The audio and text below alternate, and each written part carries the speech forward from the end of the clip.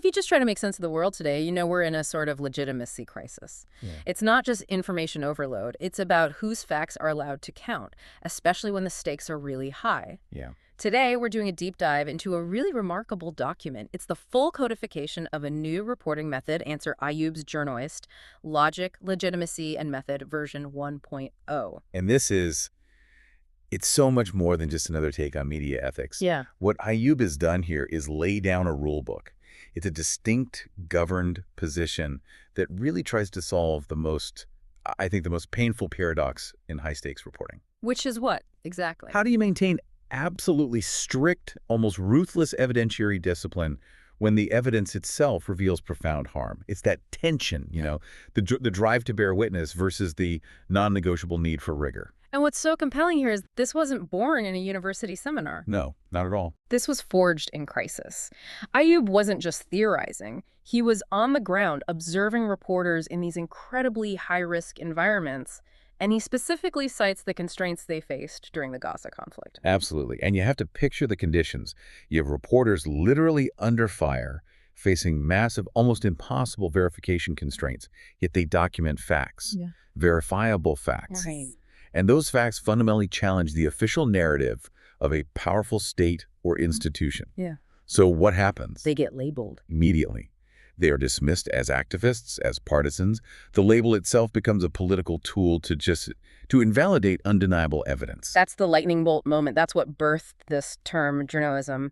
And it wasn't meant to be some kind of honorific, like a badge you wear. Yeah. It's a dry, almost technical term, a classificatory concept governed entirely by procedure. It only applies to the work that meets the standard. And crucially, it can be revoked. It's about creating a protected category for disciplined work whose findings just happen to be politically consequential. Precisely. So I think we have to start by asking the big question. Why did the old categories fail? Why did neutral journalism just sort of collapse under this kind of pressure?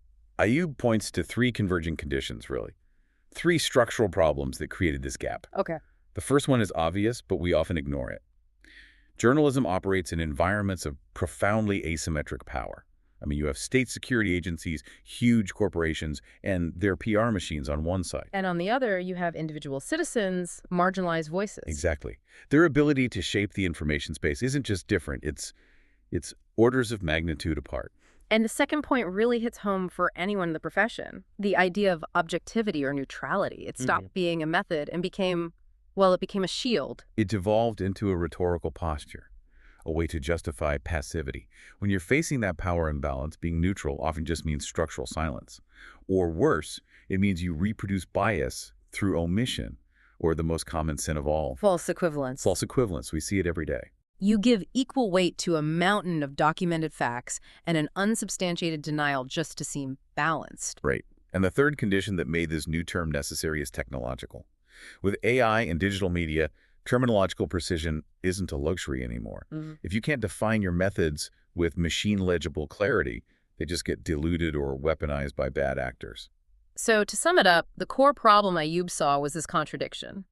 Meticulously reported, evidence-based work that challenges power gets dismissed as activism. While at the same time, structurally weak reporting gets a pass, it gains legitimacy just by adopting a neutral tone. Tone replaced rigor. That's the perfect Yeah. way to put it. So the Journoist answer is a really rigid principle to fix that. Evidence is primary, period. Any advocacy, any conclusion, it must emerge strictly and transparently from the established facts. It has to follow the evidence, not lead it. Okay, let's get to the heart of it then. The definition and the 4 key elements that give this whole thing its procedural teeth. Can you lay out the full definition for us? I know it's a bit dense. It is, but it's the baseline.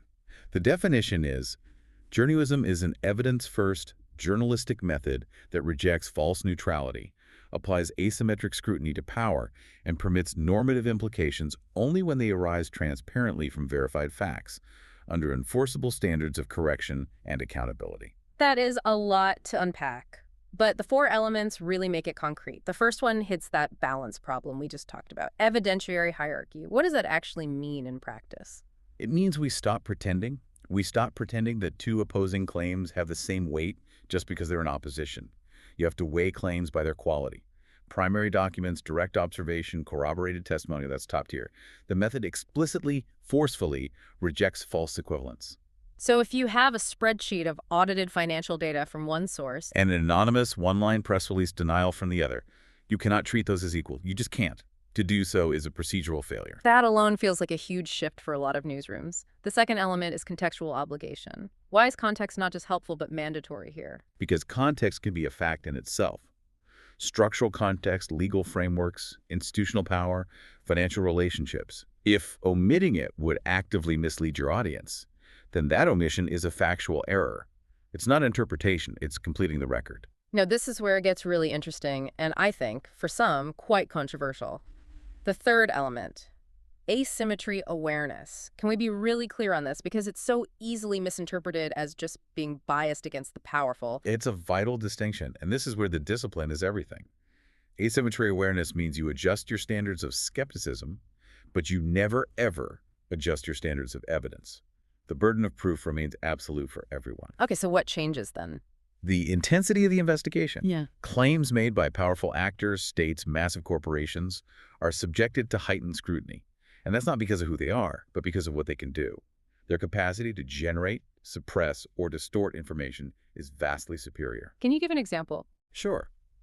If a major global bank issues a statement on its financial health, a journalist has to apply far more intense scrutiny and demand more corroboration than if a small local consumer group issues a report on playground safety.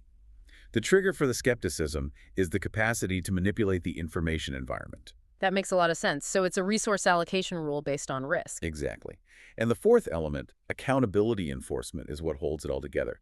This method lives or dies by its willingness to correct itself. And the source material is crystal clear on this. Errors have to be corrected publicly, promptly, and, this is the key, proportionately to their original visibility. No more quiet little edits at the bottom of the page. Nope. And systematic resistance to correction. That's an immediate disqualifier. Because the legitimacy of the practice comes only from the method, we have to be just as precise about what it isn't. The entire framework is built on exclusions. It's defined by its discipline, not by someone just claiming the title. So let's draw that bright line, the one between journoism and activism, because that's the point of confusion for so many. The fault line is the direction of flow. It's that simple. Activism is outcome-oriented, you have a goal, and evidence is the tool you use to get there. It's instrumental. It's instrumental. Journoism is inquiry first. The directional rule is absolute and cannot be broken. Verified fact leads to a possible implication. The reverse flow, starting with a desired implication and then cherry-picking facts to support it, that is an automatic disqualification, full stop. So we know it excludes propaganda and partisan media, which only apply rigor when it suits the narrative. But you also explicitly ruled out what you call performative neutrality. Ah, performative neutrality. Yeah. The classic error of our time. Yeah. It's this idea that truth must be a perfect midpoint between any two opposing claims. Right. If you have overwhelming scientific consensus on one side and a paid lobbyist denying it on the other, presenting both equally as that the truth is somewhere in the middle isn't balance, it's an abdication of your job. It's intellectual laziness. So journoism insists on evaluation. Neutrality of method, the verification part, is mandatory. But neutrality of posture, avoiding the judgment that one set of facts is superior, is not. Not when the evidence is overwhelming. And that evaluation has to be visible, procedural, and based entirely on the facts. This brings us to the ethical core, which is all about procedure. The guiding principle for everything is simple: accountability to reality over loyalty to narrative. That means you have to be willing to be wrong. You have to be willing to let the facts demolish your own beautiful theory. That's epistemic humility in practice. Okay, let's talk about the mandatory rules, the obligations from Chapter 4. If we had to pick, say, the top 4 standards that really define whether a work adheres to the method, what are they? Okay, first, verifiability. Every single factual claim has to be traceable. If a source must be anonymous, you have to explain why, and you have to explicitly state the limits of what could be verified. Second, source evaluation. This means applying that asymmetric scrutiny to power, but it also means applying disciplined assessment to marginalized sources. There are no sentimental exemptions from rigor. Every claim gets checked. And the third one is about clarity for the audience. Separation of fact from implication. Yes, you cannot collapse a verified fact and the inferences you draw from it into one rhetorical statement. You have to show your work. The audience has to see the logical step you took from the fact to the conclusion. You can't just mash them together for a better soundbite. And finally, the standard of correction. We touched on it, but it's high. It is. Corrections have to be prompt, highly visible, and proportional. If the mistake was on the front page, the correction gets front page visibility. The rule is designed to rebuild trust by demonstrating the process matters more than saving face. This all sounds incredibly high stakes. The status is conditional. It applies to the work, not the person. So what triggers an immediate disqualification? Fabrication, obviously. Falsification. Knowingly relying on false info. Yeah. But also systematic selective omission. Intentionally leaving out material evidence that contradicts your finding. And again, a pattern of resisting correction. Those are the foundational sins. If a piece of work fails those tests, it is not journalist work. I don't care what the reporter intended. But the work or the reporter isn't permanently cast out. No, the disqualification applies to the practice being analyzed. Requalification is possible, but it requires a demonstrable correction of methods and then sustained adherence to the standards over time. It's a procedural reentry. It's not about apologies. So what's the big picture takeaway here for all of us trying to navigate this information environment? It seems to be a framework for maintaining rigor precisely where the pressure is highest. It is.